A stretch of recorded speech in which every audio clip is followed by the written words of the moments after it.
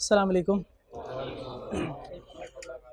Kaif 4 lecture 61 आज के discussion की तरफ चल रहे हैं। आज के लेक्चर में हमने टेस्ट 4 की डिस्कशन करनी है। डिस्कशन की तरफ चलते हैं। टेस्ट है ना आप लोगों के पास? नहीं तो फिर इधर ही देखें, ठीक है। Instruction to examining answer all 5 question, सारे क्वेश्चन अटेम्प्ट करने थे। Answer in black pen only. नहीं ठीक है हो रहा है। Answer in black pen only.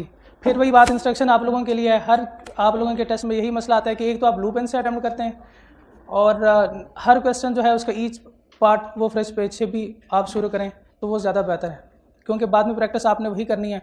इधर स्टूडेंट आके कहते हैं सर इतने पेजेस आए होते हैं, तो कोई मसला नहीं, नेक्स्ट पेज से शुरू करें। ये भी आप लोगों के लिए इंस्ट्रक्शन है। क्वेश्चन नंबर 1 की तरफ चलते हैं। इफेक्टिव 1 जुलाई।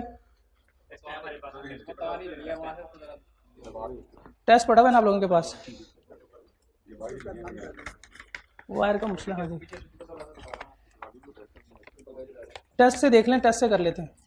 नहीं है तो फिर तस्वीर ले लें, टेस्ट शेयर कर लें। चलें, जब तक तो चल रहा है तब तक चलाएंगे। Effective 1 July 2019, APL started purchasing fuel from SL. APL ने फ्यूल परचेज करना शुरू किया है अप टू 31 जुलाई, यकम जुलाई 2019 से 31 मई 2021। APL did not make any payment to SL, अभी तक उन्होंने पेमेंट कोई नहीं की। Due to which late payment surcharge was invoice to APL। Payment नहीं करेंगे तो उसके ऊपर कोई इंटरेस्ट आता है, या लेट पेमेंट की वजह से उस पर कोई पेनल्टी जो पड़ती है वो भी हमने पे करनी होती है। तो वो कहते हैं उसने कोई पेमेंट नहीं की, लिहाजा उसके जो सरचार्ज हैं वो उसके ऊपर ड्यू है। APL refuse to acknowledge the surcharge and asked for its cancellation but SL never responded. अब APL कह रही है कि मैंने कोई पेमेंट नहीं करनी। अब उसने बता दिया है कि SL को, लेकिन SL ने कोई जवाब नहीं दिया। APL start purchasing fuel from SL with effect from 15 June 2021। Dates भी अहम है। अब APL ने कहा भाई हम आपसे चीज़ें मजीद परचेज नहीं कर सकते। इन जुलाई 2021 अब उसने कह दिया कि भाई पेमेंट आपने सरचार्ज मुझे पेमेंट करनी है, तो उन्होंने कहा भाई हम आपको कोई पेमेंट नहीं कर रहे, लेकिन SL जो है वो कोई इसको जवाब नहीं दे रही। 1 जुलाई 2021 को APL made 2 bulk payments equivalent to the cost of fuel purchase from 1 July 2019 to 15 June. ये कौन सी 2 डेट्स हैं? जिस डेट से उन्होंने परचेज करना शुरू किया था और जिस डेट पे वो कह रहे हैं कि भाई हमने आपसे कोई पेमेंट, कोई चीज़ें मजीद फ्यूल परचेज नहीं करनी। तो APL ने इसको पेमेंट तो की है। अब वो कह रहे हैं कि पेमेंट जो है वो टोटल 100% पेमेंट आप इसको एडजस्ट करो कॉस्ट ऑफ फ्यूल के साथ, यानी जितने भी हमने फ्यूल परचेज किया उसके अगेंस्ट इसको एडजस्ट करो। But did not mention the invoice against which the payment were to be adjusted. उन्होंने ये कुछ नहीं कहा। इन अगस्त 2021 APL came to know that SL had first adjusted the late payment surcharge and balance amount has been adjusted against cost of fuel। पहले जो penalty उसके ऊपर आई थी उन्होंने वो एडजस्ट किया, उसके बाद जो मजीद जो पैसे बच गए थे वो कॉस्ट ऑफ फ्यूल के अगेंस्ट उसको एडजस्ट किया। अब APL डिमांड कर रही है that SL should adjust the payment against cost of fuel only and not against the surcharge. कि भाई आप सरचार्ज के अगेंस्ट क्यों कर रहे हो? आप हमने जो फ्यूल परचेज किया आप उसके खिलाफ उसके अगेंस्ट जो है उसको एडजस्ट करो। रिक्वायरमेंट में कह रहा है कि under the provision of contract act 1872 discuss the validity of APL demands. APL क्या डिमांड कर रही है? APL क्या डिमांड कर रही है कि जो हमने पेमेंट की है उसको आप कॉस्ट ऑफ फ्यूल के अगेंस्ट एडजस्ट करें, सरचार्ज के अगेंस्ट ना करें इसको adjust. And adjustment made by SL ने क्या एडजस्टमेंट किया कि पहले उसने सरचार्ज को एडजस्ट किया, उसके बाद वो जो रिमेनिंग अमाउंट है उसको अगेंस्ट कॉस्ट ऑफ फ्यूल के एडजस्ट किया। इसकी वैलिडिटी बतानी है कि इसने ये ठीक किया।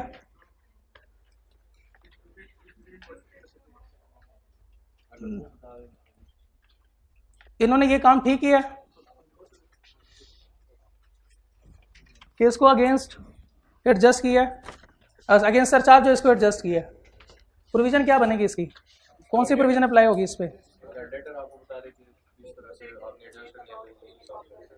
यानी अगर वो हमें बता दें, इंटीमेट करें कि आपने इसके अगेंस्ट ये एडजस्ट करना है, इसके अगेंस्ट ये एडजस्ट करना है, खुल के बताएं ना। डिस्प्यूटेड इनवाइस है, ठीक है। प्रोविजन क्या लिखनी, कौन सी प्रोविजन हमने लिखनी है कि वो हमें बताएगा कि आपने ये एडजस्टमेंट करनी है, ये एडजस्टमेंट नहीं करनी। नहीं, क्या हम उसको गुलाम हैं कि जैसे वो कहेगा हम वैसे ही करेंगे? हाँ एग्जैक्टली ऐसा ही है। अगर डेटर इंटीमेट करता है कि आपने ये पेमेंट जो है इसके अगेंस्ट एडजस्ट करनी है तो हम ऐसे ही करेंगे, ये लॉ है। तो इफ डेटर हमने लिखना क्या था, if debtor intimate which debt is to be adjusted it should be adjusted against that debt. अगर वो इंटीमेट नहीं करता, if debtor does not intimate then creditor can adjust any previous debt. ठीक है, creditor can adjust any previous date, however disputed debt can not be adjusted.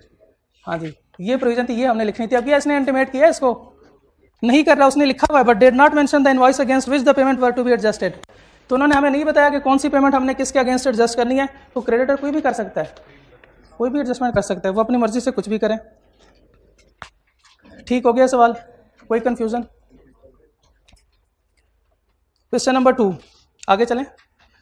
Under the provision of contract act 1872 briefly describe the different situations whereby a contract is discharged by mutual agreements. कौन से वो contract हैं? ये हमने कोई पढ़ा हुआ है कहीं पे कि म्यूचुअल एग्रीमेंट्स के जरिए हम कॉन्ट्रैक्ट को डिस्चार्ज कर सकते हैं? Novation, alteration. नोवेशन में क्या होता है? नोवेशन में क्या होता है? टर्म चेंज नहीं होते। फिर रिसेशन में क्या होते हैं? नोवेशन में ओल्ड कॉन्ट्रैक्ट के टर्म खत्म हो जाते हैं, ओल्ड कॉन्ट्रैक्ट बिल्कुल खत्म हो जाता है, उसको न्यू कॉन्ट्रैक्ट उसको रिप्लेस करता है। पार्टीज भी उसकी चेंज हो सकती है, उसकी पार्टीज भी चेंज हो सकती है। क्या वो जो प्रीवियस डिमांड है या प्रीवियस परफॉर्मेंस है वो डिमांड कर सकता है? वो डिमांड नहीं कर सकता है। नोवेशन के बाद अल्ट्रेशन। अल्ट्रेशन में हम क्या करते हैं? हाँ जी, उसके जो टर्म्स हैं उसको अल्टर करते हैं, उसको चेंज करते हैं। उसके बाद रिसेशन। रिसीजन में हम क्या करते हैं? ठीक है, रिमिशन में क्या करते हैं? रिमिशन लेसर प्रॉमिस को एक्सेप्ट करते हैं। वेवर फुल पेमेंट जितने भी हमने फुल परफॉर्मेंस है उसको माफ कर देते हैं, जब आप ऐश करो। उसके बाद आखिरी प्रोमिजी नेग्लेक्ट या रिफ्यूजल। इसका क्या कंसेप्ट है? तो ये म्यूचुअल एग्रीमेंट के थ्रू कैसे हो गया कि अगर वो रिफ्यूज करता है? हाँ ठीक है, ये मादा हो गया, बिल्कुल ठीक है, ठीक है, ठीक। चलें जी, ये सवाल क्लियर हो गया? ठीक है, क्वेश्चन नंबर 3 की तरफ चलते हैं। Danish owes a sum of Rs 1 lakh to Adil against 3 different agreements. In March 20, 2008, Danish sent a check of Rs 70,000. 1 lakh उन्होंने लिया है लोन, या 1 लाख उन्होंने पे करना है। अब 70,000 उसमें से वो वापस दे रहा है, 70,000 का चेक दिया है। आदिल ने कैसे उसके प्रिपरेशन किया? The amount in the following manner. 2005 में जो उन्होंने लोन लिया था या पैसे लिए थे या जो चीज़ें ली थी, जो पैसे उन्होंने देने थे उसके अगेंस्ट 20,000 की प्रिपरेशन की है। अब 2006 में 40,000 है, उसके अगेंस्ट 10,000 प्रिपरेशन की है। और 2007 में 40,000 के अगेंस्ट 40,000। ठीक है, the loan taken in 2006 has been guaranteed by Firoz. The 40,000 taken in 2006 has been guaranteed by Feroz, who has demanded that Adil must appropriate Rs 40,000 against the debt guaranteed by him. वो कह रहा है जो उसने यहाँ पे 10,000 किया है, इसको नहीं, इसको 40,000 करना चाहिए था। Explain whether Adil is bound to accept Feroz point of view. क्या वो बाउंड है? यानी वो क्या इसके लिए बाउंड है कि वो 10,000 को 40,000 कर दे? हाँ, अगर तो उसने ऐसा कोई काम करना था तो वो पहले बता देता कि भाई मैं आपको ये पैसे दे रहा हूं, आप इस चेक के अगेंस्ट इसको एडजस्ट करें। इसने नहीं बताया कि कौन से चेक के डेट के अगेंस्ट हमने ये पेमेंट करनी है। अब तो फिर डेटर की मर्जी है, क्रेडिटर की मर्जी है। अगर डेटर नहीं बताता तो प्रोविजन कौन सी? वही क्वेश्चन नंबर 1 वाली। If debtor does not intimate which debt to settle, creditor can make any adjustment in, हाँ, कैन एडजस्ट एनी प्रीवियस। आगे कुछ लिखना है? हाउएवर डिस्प्यूटेड डेट वाली बात लिखनी है। क्यों? डिस्प्यूटेड तो है नहीं, ये डिस्प्यूटेड नहीं है। हाँ, एक बात हम लिखेंगे, 4 नंबर का सवाल है ना, 4 नंबर के लिए ऐसे तो 4 नंबर नहीं देगा वो, कुछ तो हमने लिखना है। हाँ जी, टाइम बार डेट को भी वो एडजस्ट कर सकते हैं, इंक्लूडिंग टाइम बार डेट। डिसीजन और बेसिस ऑफ डिसीजन में क्या लिखना है?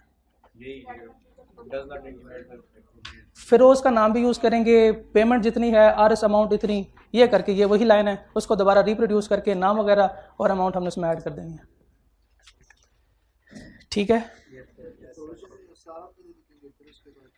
प्रोविजन में सारा लिखेंगे, सिर्फ प्रोविजन में सिर्फ बुक की लाइन लिखेंगे जो बुक में लिखा हुआ है। If debtor does not intimate which amount to settle, creditor can make adjustment against any such debt including time bar debt. जो रिलेवेंट है, रिलेवेंट लीगल प्रोविजन लिखनी है, और रिलेवेंट यही है, रिलेवेंट लीगल प्रोविजन यही बनेगी इसकी। कोई सवाल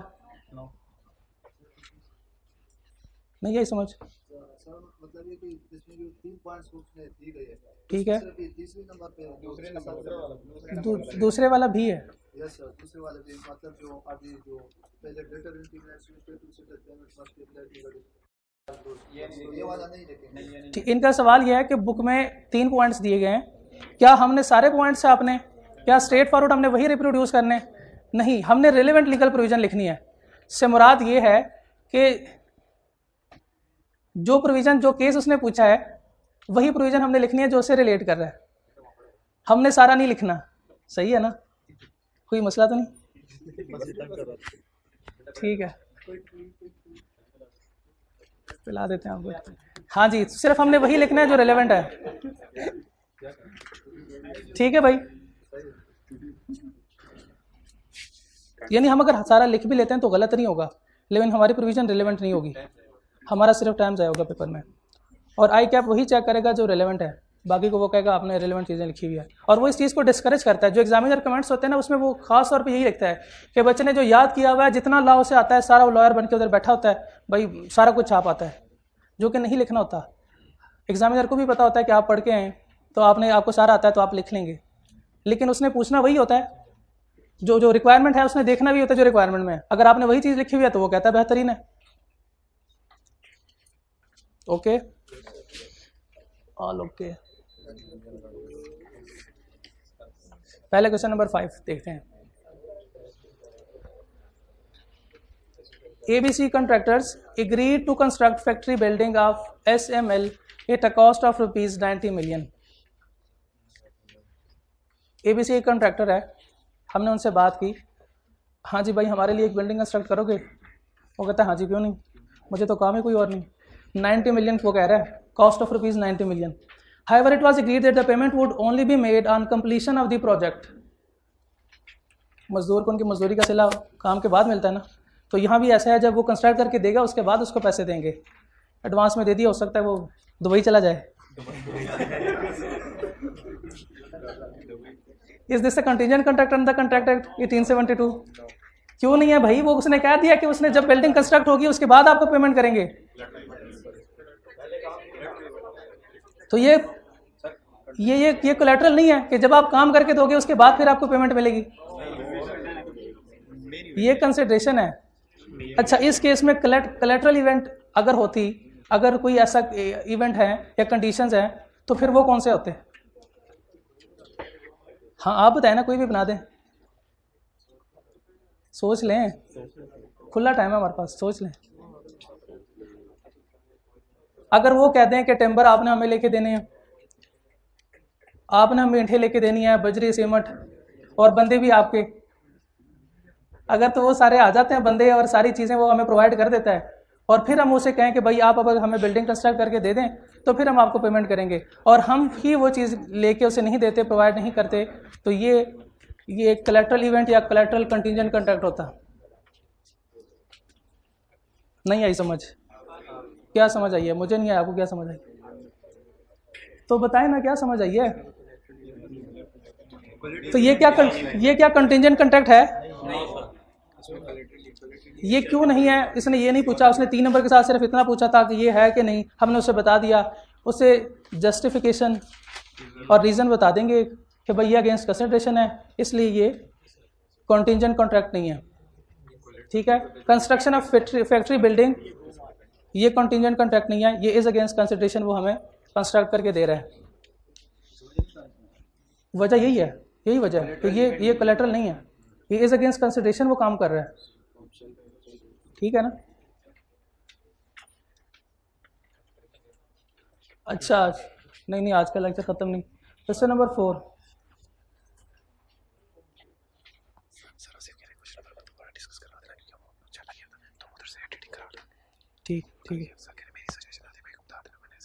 ठीक है सही है। Question number 4।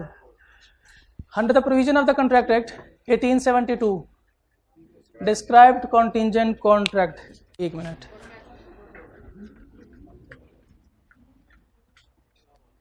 हाइब्रिड वाले नहीं बुक खोल के बताते हैं, कोई मसला नहीं। टैक्स, अच्छा टैक्स पढ़ रहे हैं बिजनेस लॉ में बैठ के, ठीक है। बाकी नहीं, सोए में तो डिस्टर्ब ना करें इनको। नहीं वो भाई हंस रहे हैं, देखें जी। आप बताएं कंटेंजेंट कॉन्ट्रैक्ट की डिफिनीशन। नहीं याद की, 6 महीने हो गए कह रहे हैं हमने नहीं याद की। मिस आप बताएंगी? नहीं आप भी नहीं। चलें आप मैसेज कर रही हैं, आप लोग आपस में बातें कर रहे हैं, ठीक है। किसी ने भी नहीं बतानी डिफिनीशन इसकी? हाँ जी बता दें, बुक से पढ़ के नहीं, ज़ुबानी करा। हाँ जी यार आप जिस मर्जी ज़ुबान में बता दें। हाँ जी, contingent contract is a contract to do or not to do something if such event collateral to some transaction happen or does not happen। बस इतनी सी डेफिनेशन थी, हम याद नहीं करके आए। And identify the circumstances that contingent contract can not be enforced. इसका क्या मतलब है?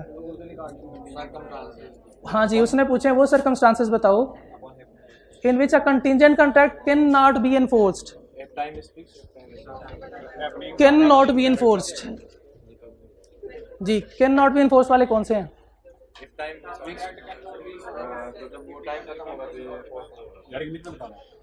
इंग्लिश में नहीं, इसको ग्राफिकल प्रेजेंटेशन के थ्रू इसको समझते हैं।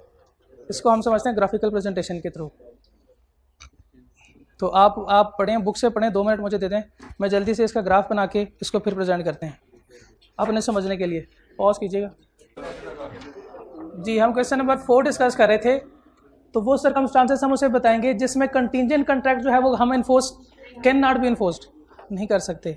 आपने क्लास में तो पढ़ा हुआ है ना कि जो हम इन्फोर्स कर सकते हैं। अब हम इसको देखते हैं वो कौन से सर्कमस्टांसेस हैं जिसको हम इन्फोर्स नहीं कर सकते। अब नहीं कर सकते वाले उसे बताएंगे, can not B enforced.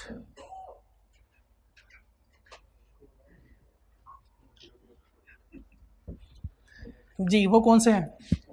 Upon happening of an event. हमने दुबई से विया सी पोर्ट, हाँ जी, वही ईद के लिए हमने शॉपिंग करनी थी, ईद के लिए हमने सामान मंगवाना था, ठीक है। तो भाई हाँ, ब्रांडेड भाई, ब्रांडेड, लोकल नहीं पहनते, ब्रांडेड।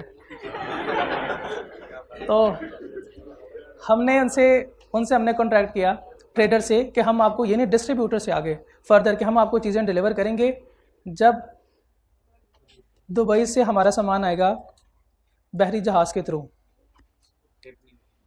तो अब अगर वो जहाज़ ईद से पहले अपॉन हैपनिंग पढ़ रहे ना हम, ईद से पहले हमारे प्रेमिसेस में वो सामान पहुंच जाता है, यानी वो डिलीवरी हो जाती है, तो फिर ठीक है, फिर कोई मसला नहीं, फिर इन्फोर्सेबल होगा। तो हम चीज़ें हमारे ऊपर हम लाजिम है कि हम चीज़ें अब फर्दर उसको डिलीवर करें।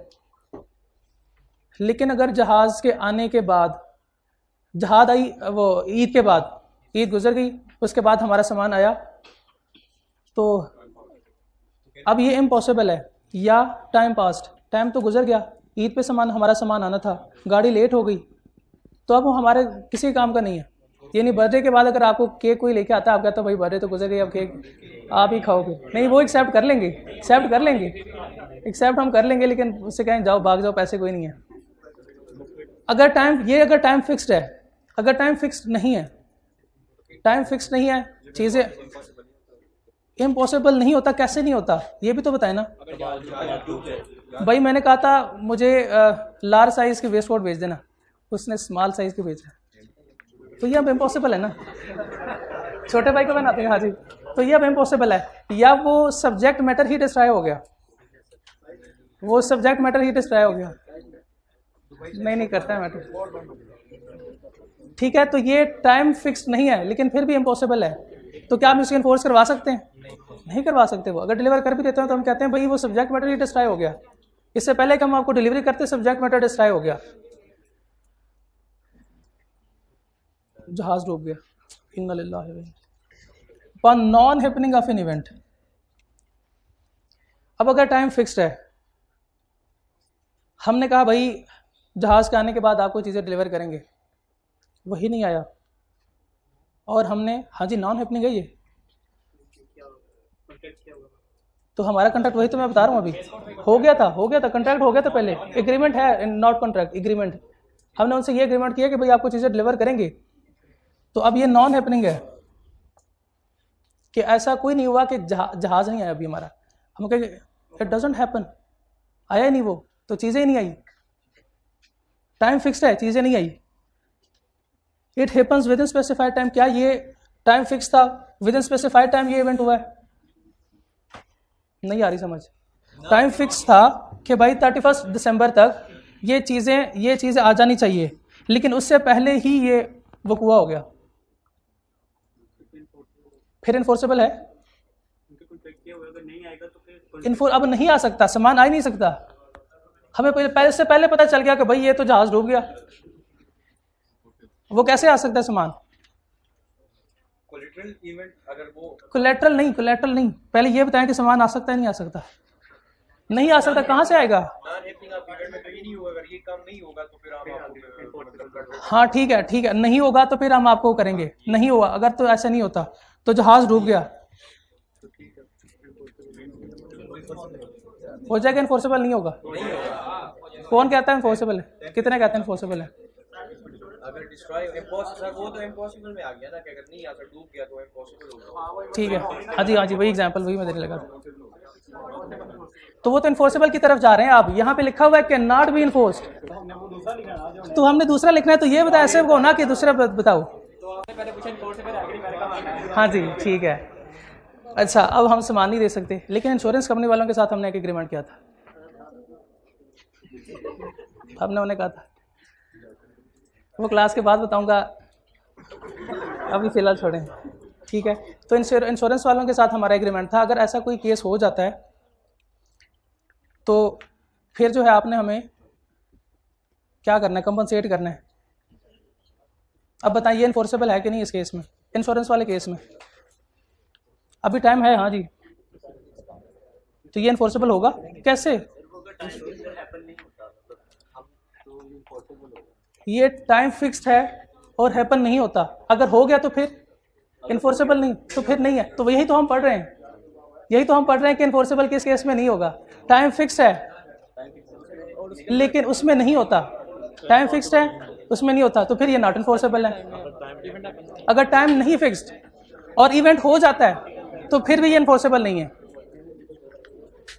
अगर टाइम फिक्स्ड था और ये नहीं हुआ तो फिर इन्फोर्सेबल नहीं है, टाइम फिक्स नहीं था लेकिन फिर भी इवेंट हैपन्स, तो फिर भी ये इन्फोर्सेबल नहीं है, ठीक है। Contingent upon impossible event, impossible है तो सीधा ही ये वर्ड, वो नहीं शुरू से नहीं, वर्ड अब इशू नहीं, शुरू से नहीं कहना, हाँ जी ये शुरू से नहीं कहना। Contingent upon future conduct of audit, future conduct of क्या लिखा हुआ पर्सन,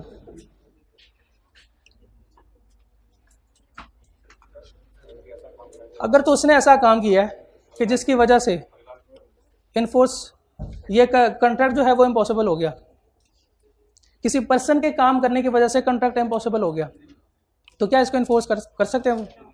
इसको भी हम इन्फोर्स नहीं कर सकते। तो ये थे वो कंडीशन, वो सर्कमस्टांसेस जो हमने लिखने थे, 1 2 3 4 5 और 6, ये 6 पॉइंट्स हमने लिखने थे। नहीं इम्पॉसिबल वाला वर्ड अभी इशू नहीं होगा, पहले तो पॉसिबल था ना, ये बाद में इम्पॉसिबल हुआ, ये बाद में इम्पॉसिबल बाद में हुआ है, लेकिन वो तो शुरू, अगर वो शुरू से हुआ तो फिर वर्ड अभी इशू है, यहाँ पे लिखा है शुरू से हुआ है, मतलब वो जो इम्पॉसिबल इवेंट पे डिपेंड होता है, ठीक है, ये फिर वर्ड अभी इशू होगा। नहीं एक हमारा सवाल अभी रहता है, वो कुछ बच्चों को उसमें कंफ्यूजन है, नहीं हुआ, अभी नहीं हुआ, वो कह रहे हैं कि नहीं हुआ, कुछ बच्चे वो कह रहे हैं कि हमने वो सवाल नहीं सुना, हम लेट आए हैं जी, वो लेट आए थे, डिस्कशन है ना, उन्होंने भी तो फीस दी हुई है यार, उन्होंने भी तो फीस दी हुई है, वो हैबिट वाले हैं यार। अब बैठ जाना, कर लो बर्दाश्त, इतना बर्दाश्त किया, चार्ज में 5 मिनट और बर्दाश्त कर लेना यार, ना करना। Effective 1st July 2019, APL started purchasing fuel from SPL. Up to 31st May 2021, APL did not make any payment to SL due to which वो कह रहा है कि उन्होंने फ्यूल पहले परचेज कर रहे थे, फ्यूल वाले जो थे जो परचेज, यार अब सुन लो ना यार मेरा भाई, सुन लो यार।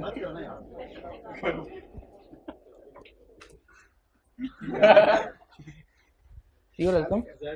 APL started purchasing fuel from SL up to 31st May. APL did not make any payment to SL due to which the payment surcharge was invoiced to APL. हाँ जी, उन्होंने पेमेंट उसे नहीं की तो लेट पेनल्टी पड़ गई।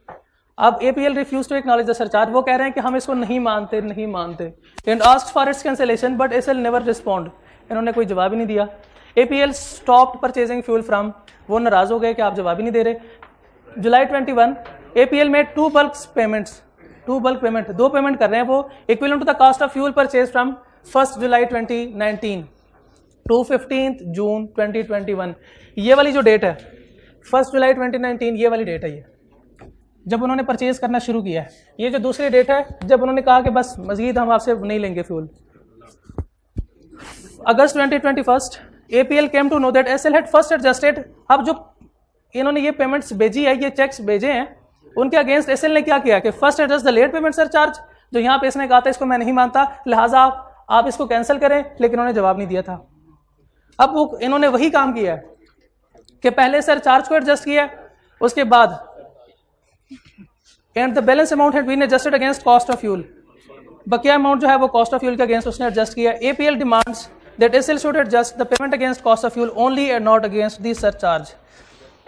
Under the provision of contractor discuss the validity, क्या ये वैलिड है नहीं है, जस्टिफिकेशन के साथ हमने बताना है। APL डिमांड्स, वो ये डिमांड कर रही थी कि आप इसको कैंसिल करो, लेकिन एडजस्टमेंट जो SL ने की है वो ये है कि उसने पहले सरचार्ज को एडजस्ट किया।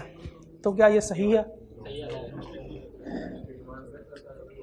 हाँ जी, सही है कि नहीं? अगर एग्री हुआ था, एग्रीमेंट में वो एग्री नहीं होता, उससे पहले हम कैसे एग्रीमेंट करेंगे कि हम आपको पैसे नहीं देंगे? ये एग्री नहीं हुआ, क्या करें? इसके अगेंस्ट कौन सी प्रोविजन लिखेंगे आप मेरे भाई? पूरी किताब चांद मारे, ऐसी कोई प्रोविजन नहीं लिखी हुई, नहीं लिखी हुई। इसके अगेंस्ट ये है कि अगर वो हमें इंटीमेट करता है कि आपने कौन से डेट को पहले एडजस्ट करना है, तो हमने पहले वही करना है। If debtor does not intimate which just to settle its upon creditor, जी हाँ जी, he can settle in amount in previous date however. ये जो सरचार्ज है, क्या आपको लगता है कि ये डिस्प्यूटेड है? आप लोगों को तो वैसे भी कुछ नहीं लगता। क्या ये डिस्प्यूटेड है? नहीं है, अभी भी नहीं लगता ये डिस्प्यूटेड है। डिस्प्यूटेड है, डिस्प्यूटेड अभी भी नहीं लगता डिस्प्यूटेड है या डिस्प्यूटेड है? हाँ जी, ये डिस्प्यूटेड है। मैं कह रहा हूँ तो ऐसे ही होगा। ठीक, जज़ाकल्लाह। तो जी बिल्कुल ये डिस्प्यूटेड है, हम लिखेंगे कि ये डिस्प्यूटेड डेट है, लिहाजा उसको ऐसे एडजस्ट वो नहीं कर सकता। ठीक है, लड़ाई झगड़ा नहीं करना, बस सीधा से बता दें डिस्प्यूटेड। ठीक है जी, बर्दाश्त करने के लिए शुक्रिया। ठीक, कोई सवाल नहीं? कोई सवाल नहीं है? हाइब्रिड वालों का कोई सवाल नहीं है यार? नहीं, माइक दे दें यार, पूछ लें, कोई सवाल पूछ लें, कुछ भी पूछें यार, पूछ लें यार, पूछ लें, कुछ भी पूछ लें। रहने दो यार, चलो आज के रहने दो बस। चलें जी, आज की डिस्कशन यहाँ पे ख़त्म करते हैं।